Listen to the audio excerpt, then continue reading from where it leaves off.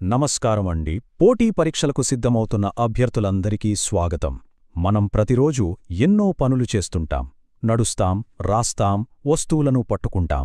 ఎప్పుడైనా ఆలోచించారా, మన శరీరం ఈ కదలికలన్నింటినీ ఎంత ఖచ్చితంగా ఎలా చేయగలుగుతోంది? దీని వెనుక ఉన్న సైన్స్ ఏంటి?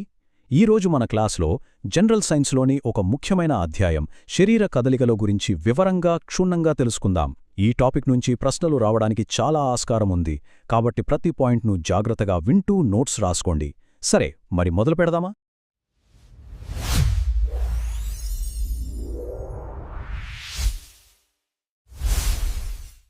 ఈ అధ్యాయంలో మనం ఏ అంశాలు చర్చించబోతున్నామో ఒకసారి చూద్దాం. ముందుగా కదలికలు అంటే ఏమిటి, వాటిలోని ప్రాథమిక విషయాలు తెలుసుకుందాం. ఆ తర్వాత మన శరీరానికి ఆధారాన్నిచ్చే మానవ అస్థిపంజరం, కదలికలకు సహాయపడే కీళ్లు, కండరాల గురించి నేర్చుకుంటాం. తర్వాత మనుషులే కాకుండా జంతువులలో కదలికలు ఎలా ఉంటాయో చూసి, చివరిగా మన సంపూర్ణ ఆరోగ్యానికి యోగా ఎలా ఉపయోగపడుతుందో చర్చిద్దాం. ఇలా ఒక క్రమపద్ధతిలో వెళ్తే మీకు సులభంగా అర్థమవుతుంది, అలాగే ఎక్కువ కాలం గుర్తుంటుంది. సరే, అయితే మన మొదటి విభాగం కదలికలకు సంబంధించిన ప్రాథమిక అంశాలు. మన శరీరంలో ప్రతి క్షణం ఏదో ఒక కదలిక జరుగుతూనే ఉంటుంది. కనురెప్పలో ఆర్పుతాం, తల తిప్పుతాం, నడుస్తాం. అయితే ఈ కదలికలన్నీ ఒకే రకమైనవా, లేక వాటి మధ్య ఏమైనా తేడా ఉందా? ఇప్పుడు ఆ తేడా ఏమిటో స్పష్టంగా తెలుసుకుందాం. ఇక్కడ చూడండి, ఈ పాయింట్ చాలా ముఖ్యం. శరీర కదలిక అంటే ఒకే చోట స్థిరంగా ఉండి మన శరీర భాగాలను కదిలించడం. ఉదాహరణకు, నేనిప్పుడు మీకు పాఠం చెప్తూ చేతులు కదిలిస్తున్నాను, మీరు నోట్స్ రాసుకుంటున్నారు, లేదా ఎవరైనా కూర్చున్న చోటనే తల అటూ ఇటూ తిప్పుతున్నారు. ఇవన్నీ శరీర కదలికల కిందకే వస్తాయి. రెండవది చలనం. దీన్నే ఇంగ్లీష్లో లోకోమోషన్ అంటాం. చలనమంటే శరీరం మొత్తం ఒక ప్రదేశం నుంచి ఇంకొక ప్రదేశానికి మారడం. ఉదాహరణకి నడవడం, పరిగెట్టడం, ఈదడం. ఈ రెండింటి మధ్య ఉన్న తేడాను స్పష్టంగా నోట్ చేసుకోండి. అయితే ఈ కదలికల గురించి మనం తెలుసుకున్నాం గదా, మరి ఈ కదలికలన్నిటికీ అసలు మన శరీరానికే ఒక ఆకారాన్ని ఇచ్చే ఆధారమేంటి? అదే మన మానవ అస్థిపంజరం. మన శరీరానికి ఒక నిర్దిష్టమైన ఆధారాన్ని ఇవ్వడంలో దీని పాత్ర చాలా కీలకం. అస్థిపంజరమంటే ఏంటి? చాలా సులభంగా చెప్పాలంటే, ఇది మన శరీరంలోని ఎముకలన్నిటితో ఏర్పడిన ఒక చట్రం, ఒక ఫ్రేమ్వర్క్ లాంటిది. ఇది మన శరీరానికి ఆకారాన్ని ఇవ్వడమే కాదు, లోపల ఉండే సున్నితమైన అవయవాలను కూడా కాపాడుతుంది. ఉదాహరణకు, మన పుర్రె మెదడును కాపాడుతుంది, ప్రక్కటెముకలు గుండెను, ఊపిరితిత్తులను కాపాడతాయి. ఈ ఎముకల ఆకారాన్ని మనం బయటనుంచి చూడలేం, కాని ఎక్స్రే చిత్రాల ద్వారా వాటిని మనం స్పష్టంగా చూడగలుగుతాం. ఈ నంబరు పరీక్షల దృష్ట్యా చాలా ముఖ్యమైన పాయింట్ నోట్ చేసుకోండి. ఒక వయోజన మానవుని శరీరంలో మొత్తం 206 ఎముకలు ఉంటాయి. మళ్ళీ చెప్తున్నాను, 206. అయితే ఇక్కడ ఇంకో విషయం గమనించాలి. పుట్టినప్పుడు శిశువు శరీరంలో సుమారు 305 ఎముకలుంటాయి. వాళ్ళు పెరిగే కొద్దీ వాటిలో కొన్ని చిన్న ఎముకలు ఒకదానికొకటి అతుక్కుపోయి చివరికి 206కి తగ్గుతాయి. ఈ సంఖ్య చాలా ముఖ్యం, మర్చిపోవద్దు. మన అస్థిపంజరంలో కొన్ని ముఖ్యమైన భాగాలున్నాయి. అవేంటంటే, తలలో ఉండే పుర్ర, మనకు నిటారుగా నిలబడటానికి సహాయపడే వెన్నెముక, గుండెను కాపాడి ప్రక్కటెముకల గూడు లేదా ఉరహపంజరం, చేతులకు ఆధారమైన భుజపుటెముకలు, మరియు మనం కూర్చోవడానికి ఆధారాన్నిచ్చే కటివలయ ఎముకలు. వీటి గురించి ఇప్పుడు మనం కొంచెం వివరంగా చూద్దాం. మన అస్థిపంజరం అంటే కేవలం గట్టి ఎముకలే కాదు, అందులో ఇంకొక ముఖ్యమైన భాగం కూడా ఉంది. అదే మృదులాస్థి. ఇంగ్లీష్లో దీన్ని కార్టిలేజ్ అంటారు. ఎముక చాలా గట్టిగా, దృఢంగా ఉంటుంది. దాన్ని మనం వంచలేము. కాని మృదులాస్థి ఎముక అంత గట్టిగా ఉండదు. ఇది కొంచెం మెత్తగా, వంగే గుడాన్ని కలిగి ఉంటుంది. ఉదాహరణకు, మీ చెవి పైభాగాన్ని పట్టుకొని వంచి చూడండి. చూశారా, అది తేలిగ్గా వంగుతుంది కదా? అక్కడ ఉండేదే మృదులాస్థి. అలాగే ముక్కు కొనలో, కీళ్ల దగ్గర ఎముకల మధ్య రాపిడిని తగ్గించడానికి కూడా ఇదుంటుంది. ఓకే, ఎముకలు మనకు ఆధారాన్ని ఇస్తాయని, ఆకారాన్ని ఇస్తాయని తెలుసుకున్నాం. కానీ కేవలం ఎముకలుంటే సరిపోతుందా? మనం కదలగలమా? లేదుగదా. కదలిక సాధ్యం కావాలంటే ఎముకలతో పాటు కీళ్లు మరియు కండరాలు కలిసికట్టుగా పనిచెయ్యాలి. మరి అవేంటో, అవి ఎలా పనిచేస్తాయో ఇప్పుడు చూద్దాం. కీళ్లు అంటే ఏమిటి? చాలా సులభం. 2 లేదా అంతకంటే ఎక్కువ ఎముకలు కలిసే ప్రదేశాన్ని కీలు లేదా జాయింట్ అంటాం.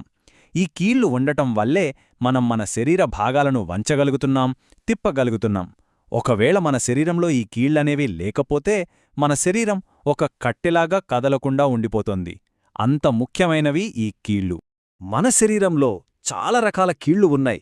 అవి చేసే పనిని బట్టి వాటిలో ముఖ్యమైనవి కొన్నింటిని వాటి ఉదాహరణలతో పాటు చూద్దాం. బంతి గిన్నె కీలు, మడతబందు కీలు వంటివి కొన్ని ముఖ్యమైనవి. పరీక్షలలో ఎక్కువగా ఉదాహరణలు అడుగుతారు కాబట్టి ఏ కీలుకు ఏది ఉదాహరణో జాగ్రత్తగా నోట్ చేసుకోండి. మొట్టమొదటిది బంతి గిన్నె కీలు. దాని పేర్లోనే ఉంది. ఒక ఎముక చివర బంతిలా గుండ్రంగా ఉంటుంది. అది రెండో ఎముకలోని గిన్నెలాంటి భాగంలోకి సరిగ్గా అమరి ఉంటుంది. దీని ప్రత్యేకత ఏమిటంటే ఇది అన్ని దిశలలో అంటే 360 డిగ్రీల్లో కదలికను అనుమతిస్తుంది. ఉదాహరణకు మన భుజం కీలు. మన చేతిని గుండ్రంగా తిప్పగలుగుతున్నాం కదా, అది ఈ బంతి గిన్నె కీలు వల్లే సాధ్యం. దీనికి ఉత్తమ ఉదాహరణలు భుజం మరియు తుంటి కీళ్లు. రెండవది మడతబందు కీలు. ఇది మన ఇంట్లో తలుపులకు ఉండే మడతబందు లాంటిది. తలుపును మనం ముందుకు వెనక్కు మాత్రమే తెరవగలం, మూయగలం. పక్కలకు తిప్పలేం కదా. సరిగ్గా అలాగే ఈ కీలు కూడా కేవలం ఒకే దిశలో ముందుకు వెనక్కు మాత్రమే కదలికను అనుమతిస్తుంది. దీనికి మంచి ఉదాహరణలు మన మోచేయి మరియు మోకాలు. గమనించండి, మీ మోచేతిని ముందుకు వంచగలరు, కాని వెనక్కి వంచలేరు. అది ఈ కీలు యొక్క నిర్మాణం వల్లనే. ఇప్పుడు కండరాల గురించి చాలా ముఖ్యమైన ఒక సూత్రం. దీన్ని బాగా గుర్తుపెట్టుకోండి. నేను నెమ్మదిగా చెప్తాను, నోట్ చేసుకోండి. కండరాలు కేవలం లాగగలవు కాని నెట్టలేవు. మళ్ళీ చెప్తున్నాను, కండరాలు ఎముకలను కేవలం లాగగలవు అంటే పుల్ చేయగలవు, కాని వాటిని నెట్టలేవు అంటే పుష్ చేయలేవు. మరి ఒకే భాగాన్ని రెండు వైపులా ఎలా కదిలిస్తాం అనే సందేహం రావచ్చు. అందుకోసమే కండరాలు ఎప్పుడూ జతలుగా పనిచేస్తాయి. ఆ సూత్రం ఎలా పనిచేస్తోందో ఈ ఉదాహరణతో చూస్తే మీకు స్పష్టంగా అర్థమవుతుంది. మనం మోచేతిని వంచాలి అనుకున్నప్పుడు చేతి పైభాగంలో ముందువైపు ఉండే బైసెప్స్ అనే కండరం సంకోచిస్తుంది. అంటే అది పొట్టిగా, గట్టిగా మారి ముంజేతి ఎముకను పైకి లాగుతుంది. మీ చేతిని వంచి బైసెప్స్ కండరాన్ని తాకితే అది గట్టిపడటం మీరు గమనించవచ్చు. అదే సమయంలో దానికి వ్యతిరేకంగా వెనుకవైపు ఉండే ట్రైసెప్స్ అనే కండరం సడలుతుంది, అంటే విశ్రాంతి తీసుకుంటుంది. ఇప్పుడు చేతిని మళ్ళీ నిటారుగా చాపాలనుకోండి, అప్పుడు దీనికి వ్యతిరేకం జరుగుతుంది. ట్రైసెప్స్ కండరం సంకోచించి ఎముకను కిందకు లాగుతుంది, బైసెప్స్ కండరం సడలుతుంది. చూశారా? ఈ విధంగా ఒక జత కండరాలు పనిచేయడం వల్లే మనకు కదలిక అనేది సాధ్యమవుతుంది. ఇప్పటివరకు మనం మానవ శరీరంలోని కదలికలు, వాటి వెనుకున్న నిర్మాణం గురించి వివరంగా చూశాం. ఇప్పుడు మనం జంతు ప్రపంచంలోకి అడుగుపెట్టి వివిధ జంతువులు ఎలా కదుల్తాయో, వాటి శరీర నిర్మాణంలో ఉన్న ప్రత్యేకతలేమిటో పరిశీలిద్దాం. ఇది కూడా పరీక్షల కోణంలో ముఖ్యమైన విభాగమే. ఈ పట్టికను ఒకసారి త్వరగా చూద్దాం. ఇదొక క్విక్ రివిజన్ లాంటిది. ముందుగా వానపాము. దీనికి ఎముకలు ఉండవు. ఇది తన కండరాలను సంకోచింపజేస్తూ వ్యాకోచింపజేస్తూ కదులుతుంది. తర్వాత నత్త. ఇది తన కండర పాదం సహాయంతో ఒక జిగట పదార్థంపై జారుకుంటూ వెళ్తుంది. ఇక చేపలు వాటి ప్రత్యేకమైన శరీరాకృతి, వాజాలతో ఈదుతాయి. పాములు తమ పొడవైన వెన్నెముకతో వలయాలుగా కదుల్తాయి. పక్షులు బోలు ఎముకలు, రెక్కలతో ఎగురుతాయి. వీటిలో కొన్నింటి గురించి ఇప్పుడు కొంచెం వివరంగా చూద్దాం. పక్షుల గురించి మాట్లాడితే అవి గాలిలో ఎగరడానికి వాటి శరీరంలో కొన్ని అద్భుతమైన మార్పులున్నాయి. వాటిని అనుకూలనాలు అంటాం. అందులో ముఖ్యమైనది వాటి ఎముకలు బోలుగా ఉండటం. అంటే లోపల గాలితో నిండి చాలా తేలికగా ఉంటాయి. బరువు తక్కువగా ఉండటం ఎగరడానికి చాలా అవసరం కదా. అంతేకాకుండా వాటి ముందరి కాళ్ళు రెక్కలుగా రూపాంతరం చెందాయి. వాటి ఛాతీ ఎముకలు కూడా చాలా బలంగా ఉండి ఎగరడానికి ఉపయోగపడే శక్తివంతమైన కండరాలను పట్టి ఉంచుతాయి. ఇక చేపల విషయానికి వస్తే నీటిలో సులభంగా ముందుకు వెళ్లడానికి వాటి శరీరం ఒక ప్రత్యేకమైన ఆకారంలో ఉంటుంది. దీన్నే స్ట్రీమ్లైన్డ్ బాడీ అంటారు. అంటే ఒక పడవలాగా మధ్యలో వెడల్పుగా, రెండు చివర్లలో సన్నగా ఉంటుంది. ఈ ఆకారం నీటి నిరోధాన్ని తగ్గించి వేగంగా ఈదడానికి సహాయం పడుతుంది. అవి తమ బలమైన కండరాలు మరియు తోక వాజం సహాయంతో నీటిని వెనక్కి నెడుతూ ముందుకు వెళ్తాయి. సరే, ఇప్పటిదాకా మనం శరీరం, జంతువుల కదలికల వెనక ఉన్న శాస్త్రీయ కారణాలు చూశాం. ఇప్పుడు మనం నేర్చుకున్న ఈ జ్ఞానాన్ని మన ఆరోగ్యానికి, మన శ్రేయస్సుకు ఎలా అన్వయించుకోవచ్చో చూద్దాం. దానికి మన ముందున్న ఒక అద్భుతమైన మార్గం యోగా. యోగా అనేది మన ప్రాచీన భారతీయ సంప్రదాయం ఈ ప్రపంచానికి అందించిన ఒక అమూల్యమైన బహుమతి. దీని ప్రాముఖ్యతను ప్రపంచవ్యాప్తంగా గుర్తించి ఐక్యరాజ్య సమితి ప్రతి సంవత్సరం జూన్ 21వ తేదీని అంతర్జాతీయ యోగా దినోత్సవంగా ప్రకటించింది. ఇది జనరల్ నాలెడ్జ్ పరంగా కూడా చాలా ముఖ్యమైన తేదీ, దీన్ని గుర్తుపెట్టుకోండి. క్రమం తప్పకుండా యోగా చేయడం వల్ల మనకు ఎన్నో ప్రయోజనాలున్నాయి. ముఖ్యంగా ఇది మన వెన్నెముకను నిటారుగా ఉంచి మన శరీర భంగిమను మెరుగుతరుస్తుంది. మనమిందాక చదువుకున్న ఎముకలను, కండరాలను బలంగా చేస్తుంది.